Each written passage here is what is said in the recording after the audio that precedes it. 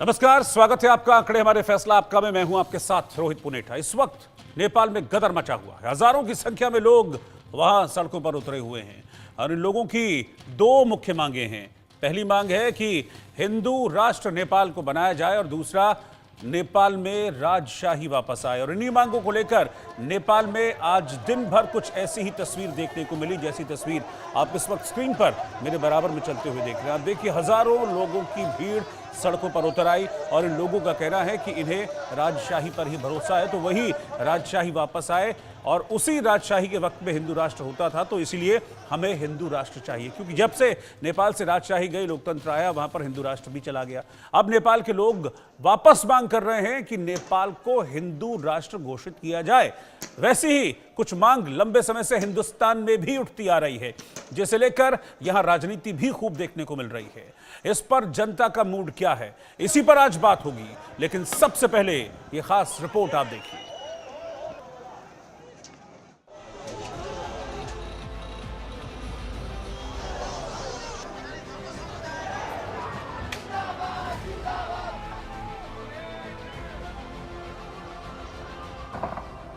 हिंदू राष्ट्र की हुंकार, नेपाल में पुकार, सनातन का संकल्प, हिंदू राष्ट्र ही विकल्प, हिंदुस्तान का सपना, हिंदू राष्ट्र हो अपना। जो सपना जगत गुरु राम भद्राचार्य देखते हैं, जिसकी कल्पना बाबा बागेश्वर करते हैं, उसी की हुंकार आज की तारीख में नेपाल में भरी जा रही है। नेपाल की सड़कों पर गदर मचा है। इसकी एक नहीं, दो वजह है। पहला, राजशाही की वापसी की डिमांड और दूसरा, नेपाल को हिंदू राष्ट्र बनाने की मांग। इन दोनों मांगों को लेकर नेपाल के लोग पिछले कई दिन से सड़क पर हैं और आंदोलन कर रहे हैं। नेपाल में राजशाही और हिंदू राष्ट्र की मांग को लेकर जबरदस्त प्रदर्शन हो रहा है, जिसे देखते हुए 3 इलाकों में कर्फ्यू लगाना पड़ा।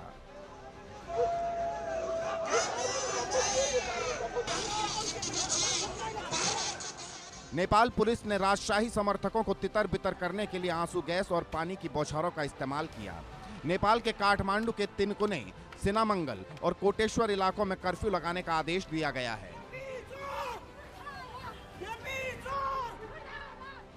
राजशाही के हजारों समर्थकों ने राजा की बहाली की मांग करते हुए राजा आओ, देश बचाओ, भ्रष्ट सरकार मुर्दाबाद और हमें राजशाही वापस चाहिए जैसे नारे लगाए। इस आंदोलन में 40 से ज्यादा नेपाली संगठन शामिल हुए। नेपाल के पूर्व राजा ज्ञानेंद्र ने 19 फरवरी को प्रजातंत्र दिवस के मौके पर लोगों से समर्थन मांगा था। इसके बाद से ही देश में राजा लाओ, देश बचाओ आंदोलन को लेकर तैयारियां चल रही थी। आंदोलन का नेतृत्व नवराज सुवेदी कर रहे हैं। वो राज संस्था पुनर्स्थापना आंदोलन से जुड़े हुए हैं, जिसका मकसद नेपाल में राजशाही को बहाल करना है। सुवेदी का नाम तब सुर्खियों में आया जब पूर्व राजा ज्ञानेंद्र शाह ने उन्हें इस आंदोलन का नेतृत्व करने के लिए उनका नाम आगे बढ़ाया।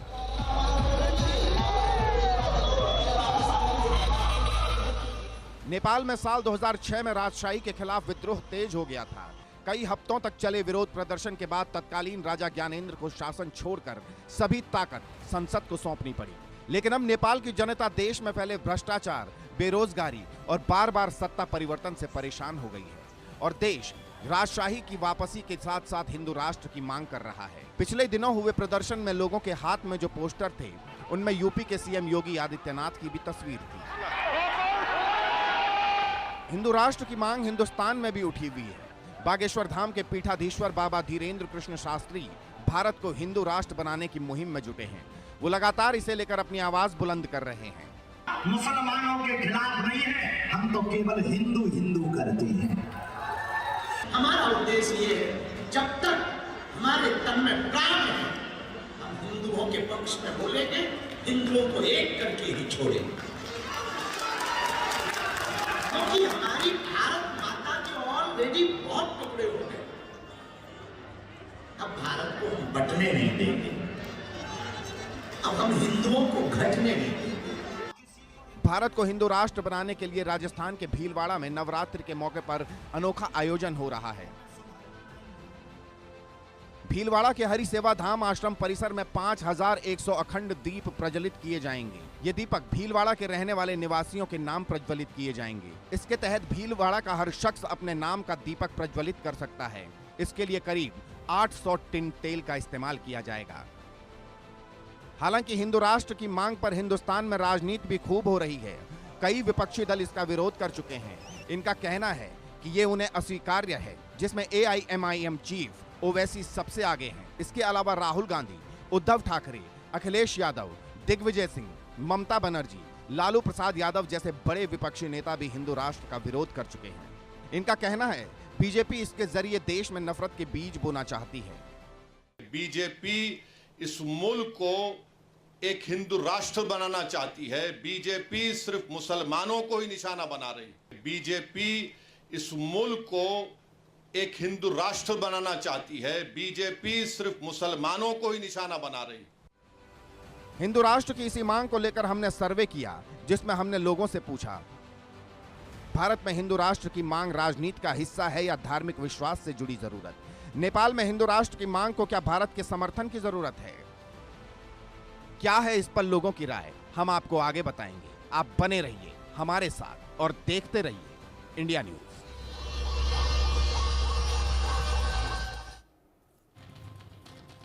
तो नेपाल में एक बार फिर से मांग उठ रही है कि नेपाल को हिंदू राष्ट्र बनाया जाए, और ऐसी ही मांग हिंदुस्तान में भी काफी लंबे वक्त से उठती रही है कि हिंदुस्तान को हिंदू राष्ट्र घोषित किया जाए। इसी को लेकर हमने सर्वे किया है। मैं सर्वे के सवाल, उनके नतीजे आपको दिखाता हूं, फिर अपने मेहमानों के पास चलूंगा और कुछ ही देर में एक और खास मेहमान हमारे साथ जुड़ेंगे। फिलहाल सर्वे का पहला सवाल, नेपाल में राजशाही की वापसी की मांग को लेकर जो बवाल और प्रदर्शन हो रहा है उसका असल मकसद क्या है? 22% लोगों ने कहा हिंदू राष्ट्र की मांग, 36% लोग कह रहे हैं कि राजनीतिक दलों से मोहभंग हो गया है, 29% लोगों ने कहा कि राजशाही के प्रति उनकी निष्ठा, और 13% लोगों ने इस पर कोई भी रिएक्ट नहीं किया, कोई भी जवाब नहीं दिया। सर्वे का अगला सवाल था कि भारत को भी हिंदू राष्ट्र घोषित करने की मांग जोर पकड़ रही है, आपकी क्या राय है? 59%, 59% लोगों ने कहा कि हिंदू राष्ट्र बने भारत, 10% लोगों ने कहा कि हिंदू